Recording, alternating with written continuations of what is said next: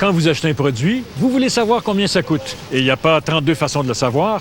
Le commerçant doit vous le dire clairement. Tout le monde est d'accord là-dessus. Et la loi sur la protection du consommateur le dit sans détour. Comment se fait-il alors que plusieurs commerçants ne le fassent pas? Mystère. À moins que ce soit marketing. M. Gagné de Laval croyait bien qu'en payant son jeu d'ordinateur 40 $ avec les taxes chez Future Shop, il avait acheté le droit de jouer à ce jeu. Début décembre. En prévision de Noël, Fabien Gagné vérifie le jeu d'ordinateur qu'il a acheté à ses enfants. Je m'apprête à l'ouvrir. Puis à ce moment-là, il y a une fenêtre qui apparaît. Et puis la fenêtre me demande de rentrer une carte de crédit. Surprise. Bienvenue au processus « Se abonner maintenant ». Alors, je veux me abonner. Alors, se abonner maintenant une autre fois. Et puis on me demande une carte de crédit. Et puis là, c'est là que je vois l'arnaque. Monsieur Gagné l'ignorait, mais on ne peut jouer à ce jeu seul à la maison sur son ordinateur. On ne peut y jouer que sur Internet. Et il y a des frais. 14,99 $ américains par mois, soit environ 200 $ canadiens par année. Je joue beaucoup avec des jeux qui peuvent se jouer autant ordinateur et Internet. Tous les jeux que j'ai eus jusqu'à date, c'est tout gratuit sur l'Internet. C'est sûr que les compagnies font de l'argent en vendant le jeu en partant, qui en rajoute un 20 $ par mois, c'est aberrant. Claude Arson est chroniqueur de jeux vidéo à l'émission Monsieur Net de Musique Plus. Les compagnies ont comme excuse d'avoir à entretenir des serveurs, à payer des employés pour gérer toutes ces communautés virtuelles-là. Et on trouve que c'est des frais totalement exagérés. Ils font très suffisamment d'argent pour défrayer ces coûts-là sans que ce soit le joueur qui a payé ça tous les mois. M. Gagné ne savait pas qu'il fallait payer des frais d'abonnement pour utiliser ce jeu. Cette information se trouve dans les 2 petits rectangles blancs au bas de la boîte du jeu. On peut y lire avec de très bons yeux. Une connexion Internet est requise pour jouer à ce jeu. Des frais récurrents additionnels sont nécessaires pour jouer à ce jeu. Nous avons demandé à l'avocate Agnès Unterberg si les informations inscrites sur le boîtier sont suffisantes pour que l'acheteur comprenne dans quoi il s'engage. Non, ce n'est pas suffisant. La loi sur la protection du consommateur précise qu'aucun frais ne peut être réclamé d'un consommateur à moins que le contrat n'en stipule précisément le montant. Alors, dans ce cas-ci, on indique qu'il y a des frais additionnels qui sont nécessaires, mais on n'en indique pas de façon précise le montant. Et sur cette base-là, le consommateur pourrait demander le remboursement. Le montant de l'abonnement à ce jeu n'est inscrit nulle part sur le boîtier. L'acheteur doit nécessairement déballer le jeu. À l'intérieur, pas de montant précis non plus.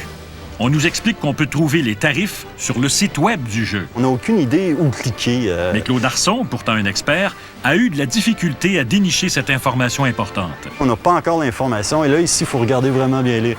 Et c'est ici qu'on va voir combien ça coûte. Selon Agnès Unterberg, ce manque d'information est contraire à la loi. On pourrait également entrer dans l'article 228 de la loi sur la protection du consommateur qui prévoit qu'un commerçant ou un fabricant ne peut passer sous silence un fait important. Et dans ce cas-ci, de devoir débourser 5 fois le prix du jeu pour pouvoir y jouer pendant une période d'1 an, quant à moi, ça constitue un fait important que le commerçant se devait de divulguer aux consommateurs. J'ai acheté un autre jeu qui plaisait plus à mes enfants et puis ils ont eu leur cadeau de Noël.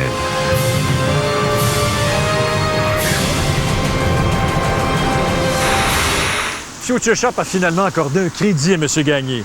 Maintenant, quelle est la position de Future Shop sur tout ça? On nous a d'abord dit que les informations inscrites sur le boîtier étaient suffisantes. Mais confronté aux articles de la loi sur la protection du consommateur, la porte-parole de Future Shop nous a dit que les avocats de l'entreprise enquêteraient. Nous attendons toujours leur réponse.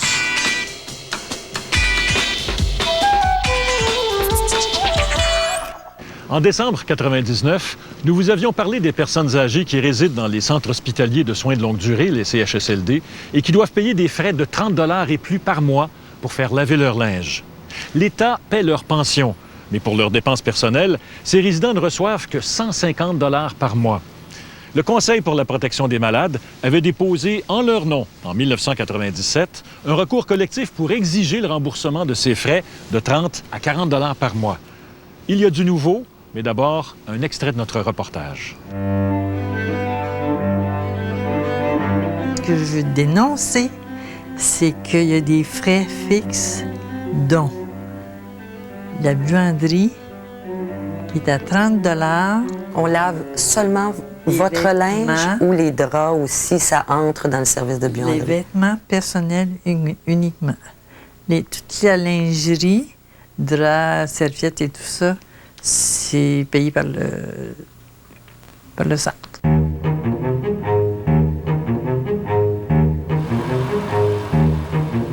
Madame Sévigny a 65 ans.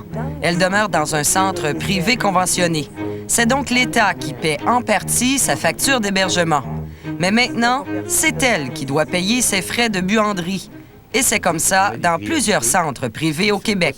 Il y a des établissements qui disent, moi, je ne veux pas financer ça, je ne peux pas, parce que si je finance l'activité de buanderie de linge personnel, bien, il y a autre chose que je vais devoir cesser de financer, parce que j'en ai pas d'autres. Même les centres publics financés entièrement par l'État facturent les résidents. On est obligé de dire où est-ce qu'on va couper et qu'est-ce qu'on va diminuer. Et vous avez choisi de couper le lavage de linge? On n'a pas choisi de couper le lavage de linge, on a essayé de faire. Et c'est ça, c'est là-dedans que c'est plus difficile à comprendre. On a essayé de faire les meilleurs des compromis. Donc, ils viennent vous chercher de l'argent dans vos poches. Et voilà. Si vous avez à lui donner un soin infirmier qu'avant, la personne avait à l'hôpital que dorénavant, elle n'a pas, ou bien à lui donner un médicament, ou bien à laver son linge, vous, demain matin, vous faites partie de ça et vous avez une des trois. Seulement $1 pour payer une des trois activités, laquelle vous payez à cette personne-là. Cette explication fait bondir le directeur général du Conseil de la protection des malades. Je trouve ça cheap, excusez-moi, mais c'est inacceptable qu'on dise, bien là, c'est ou bien non les frais de buanderie ou la médication. Je pense qu'il y a bien d'autres choses qui peuvent être regardées que ces stricts éléments-là, mais c'est facile de venir dire ça.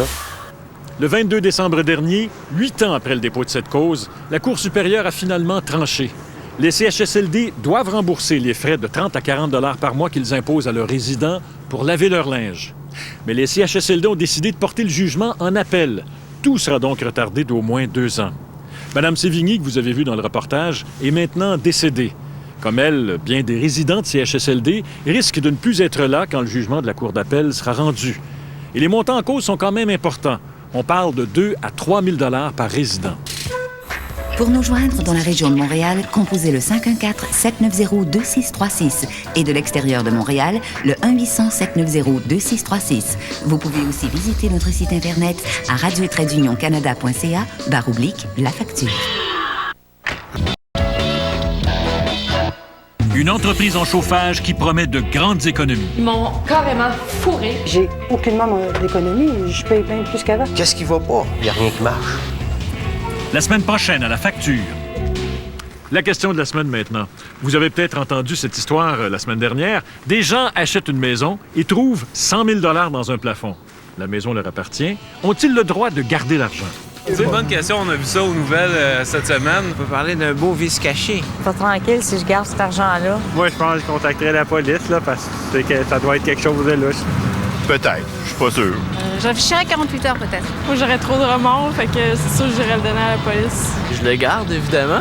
J'appelle la police. Après un certain temps, s'il n'y a personne qui va le réclamer, ça me revient de droit. C'est la justice de décider, en fin de compte. Toujours l'idée de le dépenser rapidement, puis après ça, te rendre compte que c'était pas une bonne idée. J'aimerais pas voir quelqu'un retomber chez nous avec un bâton de baseball me demander d'où sort cet argent-là. La réponse à notre question, oui, mais... Si vous trouvez 100 000 $ dans le plafond de votre nouvelle maison, vous devez agir en bon citoyen. Après tout, l'argent appartient peut-être à quelqu'un. Il vaut donc mieux le confier à la police. Si la police est incapable de retrouver le propriétaire du magot ou si elle ne peut pas prouver que cet argent est le fruit de la criminalité, le 100 000 $ est à vous. Mais dans le cas qui nous intéresse, s'il y a une très légère ombre au tableau, l'argent appartiendrait à un membre des Hells Angels. Voilà, je vous quitte là-dessus. Merci beaucoup d'avoir été là. Passez une très bonne semaine. J'ai tellement aimé, Diane. Tellement aimé. Laisse-moi partir avec François, ta femme pour toujours, Solange.